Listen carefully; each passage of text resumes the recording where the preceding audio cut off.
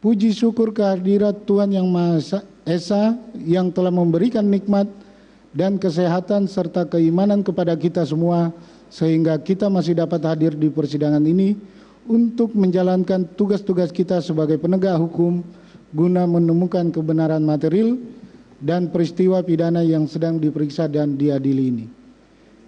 Pada kesempatan ini, kami selaku penasihat hukum terdakwa akan menyampaikan dan membacakan nota pembelaan atas surat tuntutan penuntut umum tanggal 18 Januari 2023 yang telah dibacakan di persidangan pada tanggal 18 Januari 2023.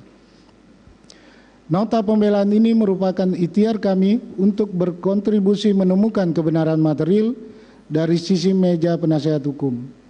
Kebenaran yang hanya bisa didapatkan dari bukti dan fakta-fakta hukum yang terungkap di persidangan, bukan dari asumsi, apalagi rekaan peristiwa tanpa bukti. Harapan kami, sebelum Majelis Hakim yang mulia memberikan putusan, telah mendapatkan keterangan, gambaran, dan atau bukti-bukti yang terang dan jelas atas perbuatan pidana yang didakwakan kepada terdakwa. Sebelum kami sampai pada isi pokok nota pembelaan ini, terlebih dahulu perkenankan kami untuk menyampaikan terima kasih kepada Majelis Hakim yang mulia yang telah memberikan waktu kepada kami untuk mempersiapkan dan menyusun serta membacakan nota pembelaan ini, karena merupakan bagian dari tugas dan kewajiban kami selaku advokat atau penasihat hukum terdakwa sebagaimana diamanatkan oleh Undang-Undang Nomor 18 Tahun 2003 tentang advokat. Kami mengharapkan Majelis Hakim tetap jernih dan konsisten menerapkan prinsip-prinsip penegakan hukum dan keadilan pada saat menjatuhkan putusan dalam perkara ini. Kami yakin Majelis Hakim dapat memutus secara bijaksana di tengah carut-marutnya isu yang beredar selama proses hukum berjalan belakangan ini. Semoga Majelis Hakim sebagai benteng terakhir keadilan kelak dalam mengambil keputusan mendapat petunjuk dari Tuhan Yang Maha Esa demi menegakkan peradilan yang terlepas dari intervensi pihak manapun dan mendapat kekuatan dari Tuhan Yang Maha Esa untuk mengambil keputusan yang berdasarkan fakta-fakta yang ada selama proses pembuktian terlepas dari semua opini liar publik.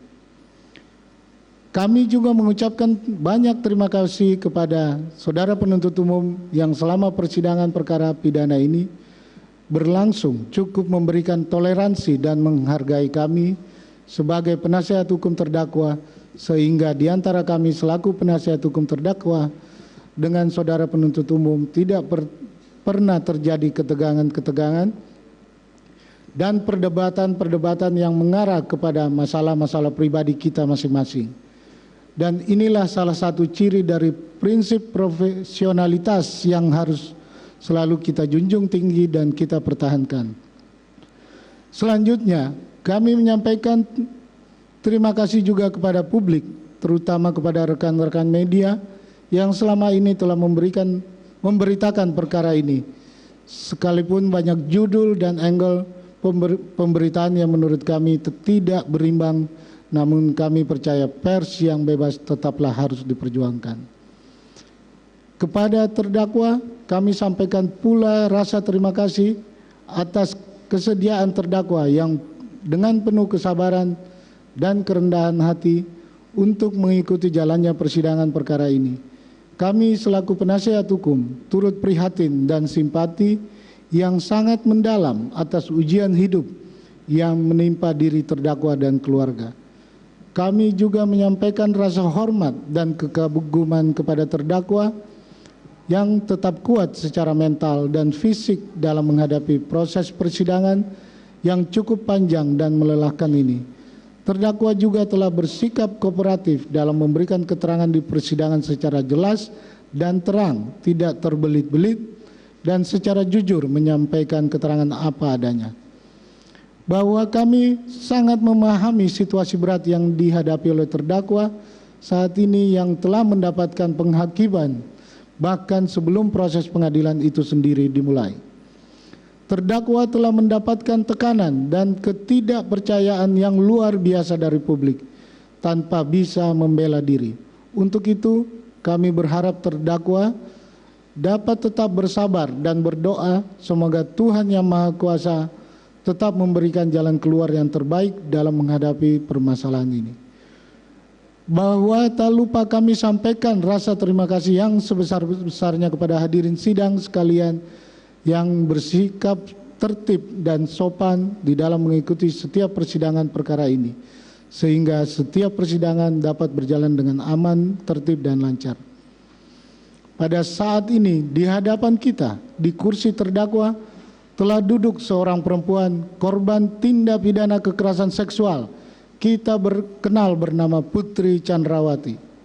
Beliau adalah seorang ibu yang sekilas tampak tenang, tegar, dan kuat menunggu keputusan pengadilan terhadap diri dan perkaranya. Namun ketahuilah bahwa di dalam ketegaran dan ketenangannya tersebut, beliau sangat gusar, hatinya gelisah, gundah gulana, karena di hati dan pikirannya sedang dipenuhi segudang pertanyaan tentang kesalahan apa sesungguhnya yang dia perbuat, sehingga harus diadili sebagai pesakitan atau terdakwa dalam perkara ini. Padahal justru terdakwa sendirilah yang menjadi korban dan paling menderita saat ini.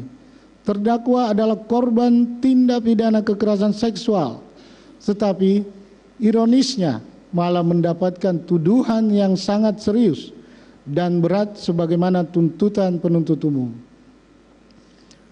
Penuntut umum tidak tanggung-tanggung membuat tuduhan dan menuntut agar terdakwa dijatuhi hukuman yang begitu berat.